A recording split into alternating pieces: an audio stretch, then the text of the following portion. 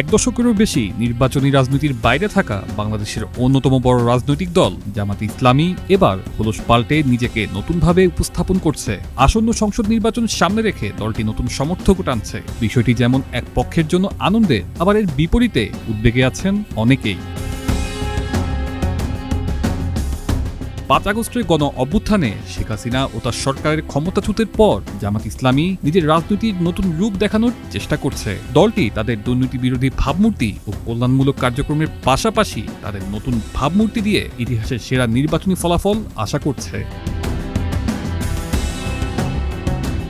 যুক্তরাষ্ট্রের international Republican institute বা IRI এর ডিসেম্বরের জরিপে বলা হয়, আগামী ১২ ফেব্রুয়ারির নির্বাচনে জামাত ও বাংলাদেশ জাতীয়বাদী দল বা বিএনপির মধ্যে হাড্ডাহাড্ডি লড়াই হতে পারে। জামাতের সাংগঠনিক শক্তি বর্তমানে অত্যন্ত সুসংহত এবং তাদের ছাত্র সংগঠন ইসলামী ছাত্র শিবির সম্প্রতি দেশের পাবলিক বিশ্ববিদ্যালয়গুলোর ছাত্র সংসদ নির্বাচনে বড় জয় পেয়েছে। রাজনৈতিক বিশ্লেষকদের মতে শেখ হাসিনার শাসনামলে নিপীড়ন ও ক্ষমতার অপব্যবহারের বিরুদ্ধে মানুষের ক্ষোভ জামাতকে সুবিধা দিয়েছে। অন্যদিকে জামাত তাদের রাজনৈতিক চেহারা বদলের অংশ হিসেবে এই প্রথম একজন হিন্দু প্রার্থীকে মনোনয়ন দিয়েছে। এছাড়া দলটির নেতারা মুখে নারীদের সমান অধিকারের প্রতিশ্রুতি দিলেও নির্বাচনে ৩০০ আসনের মধ্যে একটিও নারী প্রার্থী দেয়নি, যদিও সংরক্ষিত আসনে নারীদের প্রতিনিধিত্ব রাখার কথা বারবারই বলে আসছে দলটি।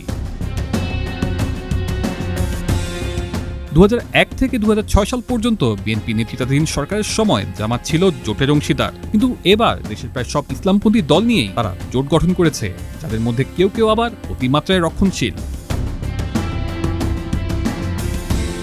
গত সপ্তাহে দলটি ১৭৯ আসনে প্রার্থী দেওয়ার কথা জানায়। এর মধ্যে ৭৪টি আসন এনসিপি ও অন্যান্য মিত্রদের দেয়া হয়েছে। এর মধ্যে একটি দল জোট থেকে সরে যাওয়ায় আরও ৪৭টি আসন এখনো বণ্টন করা হয়নি। এবারের নির্বাচনকে বিশ্লেষকরা কেবল একটি ভোট হিসেবেই দেখছেন না, বরং এটি হতে যাচ্ছে দলটির জাতীয় গ্রহণযোগ্যতা অর্জনের একটি অ্যাসিড টেস্ট।